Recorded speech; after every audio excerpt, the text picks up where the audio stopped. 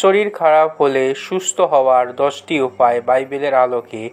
Bible শুধু আত্মিক বিষয় নিয়ে কথা বলে না, এটি আমাদের শারীরিক সুস্থতার সম্পর্কেও দিক নির্দেশনা দেয়। ঈশ্বর আমাদের শরীরকে আশীর্বাদ হিসাবে দিয়েছেন এবং তিনি চান আমরা সুস্থ ও সবল থাকি। যখন আমরা অসুস্থ হই তখন বাইবেলের শিক্ষা অনুসরণ করলে আমরা শারীরিক ও মানসিকভাবে সুস্থ হতে পারি। নিচে শরীর খারাপ হলে সুস্থ হবার 10টি বাইবেল ভিত্তিক উপায় আলোচনা করা হলো। প্রথম, ঈশ্বরের কাছে প্রার্থনা করা। যাকোব 5:14-15 বাইবেল বলে, অসুস্থ হলে আমাদের প্রার্থনা করতে। তোমাদের মধ্যে কেউ অসুস্থ হলে সে যেন মণ্ডলীর প্রবীণদের ডাকায় এবং তারা যেন প্রভুর নামে তাকে তেল দিয়ে অভিষেক করে এবং তার জন্য প্রার্থনা করে। প্রার্থনার মাধ্যমে ঈশ্বর তাকে সুস্থ করবেন। শরীর খারাপ হলে আমাদের ঈশ্বরের কাছে সাহায্য চাইতে হবে, কারণ তিনি মহা চিকিৎসক। দ্বিতীয়, বিশ্বাসের সঙ্গে নিরাময়ের জন্য ঈশ্বরের উপর নির্ভর করা। মথি 9:22 যিশু এক অসুস্থ মহিলাকে বলেছিলেন, কন্যা, তোমার বিশ্বাস তোমাকে সুস্থ করেছে। শারীরিক সুস্থতার জন্য আমাদের ঈশ্বরের প্রতি বিশ্বাস রাখতে হবে এবং তার নিরাময়ের শক্তিতে ভরসা করতে হবে।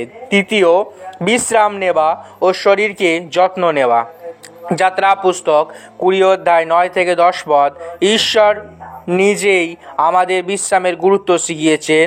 ষষ্ঠ দিন কাজ করবে কিন্তু সপ্তম দিন বিশ্রাম করবে। যখন শরীর খারাপ হয় তখন আমাদের পর্যাপ্ত বিশ্রাম নিতে হবে। অতিরিক্ত পরিশ্রম ও দুশ্চিন্তা অসুস্থতার কারণ হতে পারে। চতুর্থ, পরিষ্কার পরিচ্ছন্ন থাকা ও স্বাস্থ্যবিধি মেনে চলা। লেবীয় 11:47, 13:4-6 পুরাতন নিয়মে ঈশ্বর স্বাস্থ্যবিধির উপর গুরুত্ব দিয়েছেন। তারা পরিষ্কার ও অপবিত্রের মধ্যে পার্থক্য করবে। শরীর খারাপ হলে আমাদের পরিষ্কার পরিচ্ছন্ন থাকতে হবে, যেমন নিয়মিত হাত ধোয়া, বিশুদ্ধ জল পান করা এবং স্বাস্থ্যকর খাবার খাওয়া। 5 নম্বর, স্বাস্থ্যকর খাবার খাওয়া ও সঠিক পুষ্টি গ্রহণ করা। দানিয়েল 1:12-15 দানিয়েল ও তার বন্ধুরা শুধু নিরামিষ খাবার খেয়ে সুস্থ ও বলবান ছিলেন। 10 দিন পরে তাদের চেহারা অন্যান্য যুবকদের তুলনায় ভালো দেখাল। শারীরিক সুস্থতার জন্য আমাদের উচিত স্বাস্থ্যকর খাবার খাওয়া, যেমন সবজি, ফল এবং প্রকৃতির খাদ্য গ্রহণ করা। 6 নম্বর, পর্যাপ্ত জল পান করা। যোহন 4:14 যিশু বলেছেন, যে জল আমি দেব সে কখনো তৃষ্ণার্ত হবে না। জল আমাদের শরীরের জন্য অপরিহার্য। শরীর খারাপ হলে আমাদের প্রচুর জল পান করতে হবে যাতে শরীর হাইড্রেটেড থাকে। সপ্তম, দুশ্চিন্তা ও উদ্বেগ কমানো। ফিলিপিও 4:6-7 উদ্বেগ ও মানসিক চাপ আমাদের শরীরের জন্য ক্ষতিকর। কোনো বিষয়ে উদ্বিগ্ন হয়েও না, বরং প্রার্থনা ও কৃতজ্ঞতার মাধ্যমে তোমাদের অনুরোধ ঈশ্বরের কাছে জানাও, তাহলে ঈশ্বরের শান্তি তোমাদের হৃদয়কে রক্ষা করবে। শরীর খারাপ হলে আমাদের চিন্তা মুক্ত থেকে ঈশ্বরের উপর ভরসা করতে হবে। অষ্টম, নিয়মিত শারীরিক পরিশ্রম বা ব্যায়াম করা। 1 করিন্থীয় 6:19-20 আমাদের শরীর ঈশ্বরের মন্দির, তাই আমাদের উচিত এটিকে ভালোভাবে রক্ষা করা। তোমাদের দেহ পবিত্র আত্মার মন্দির, যা তোমাদের মধ্যে বিদ্যমান। সুস্থ থাকতে হলে নিয়মিত ব্যায়াম ও শারীরিক পরিশ্রম করা প্রয়োজন। নবম, অপরাধবোধ ও পাপ থেকে মুক্ত হওয়া। গীতসংহিতা 32:3-5 অপরাধবোধ ও পাপ শারীরিক অসুস্থতার কারণ হতে পারে।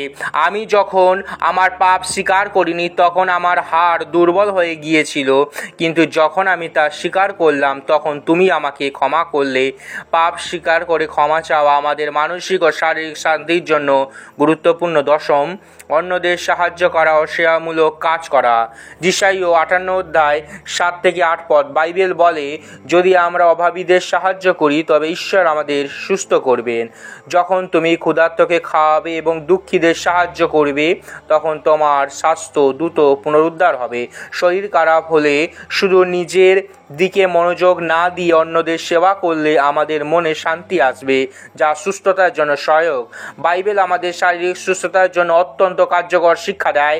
শরীর খারাপ হলে আমাদের উচিত প্রথম, ঈশ্বরের কাছে প্রার্থনা করা। দ্বিতীয়, বিশ্বাসের সঙ্গে নিরাময়ের জন্য ঈশ্বরের উপর নির্ভর করা। তৃতীয়, বিশ্রাম নেওয়া ও শরীরকে যত্ন নেওয়া। চতুর্থ, পরিষ্কার পরিচ্ছন্ন থাকা ও স্বাস্থ্যবিধি মেনে চলা। পঞ্চম, স্বাস্থ্যকর খাবার খাওয়া ও সঠিক পুষ্টি গ্রহণ করা। ষষ্ঠ, পর্যাপ্ত জল পান করা। সপ্তম, দুশ্চিন্তা কমানো, ঈশ্বরের শান্তির উপর নির্ভর করা। অষ্টম, নিয়মিত ব্যায়াম করা ও শরীরকে সক্রিয় রাখা। নবম, পাপ ও অপরাধ বোধ থেকে মুক্ত হওয়া। দশম, অন্যদের সাহায্য করা ও দানশীল হওয়া। যখন আমরা বাইবেলের এই শিক্ষা অনুসরণ করি তখন আমরা কেবল শারীরিকভাবে সুস্থ থাকি না, বরং আত্মিকভাবেও আরও শক্তিশালী হয়ে উঠি। তোমার পথ সব সময় ঈশ্বরের হাতে অর্পণ করো, তিনি তোমাকে সুস্থ ও শক্তিশালী করবেন। গীতসংহিতা 55 অধ্যায় 22 পদ।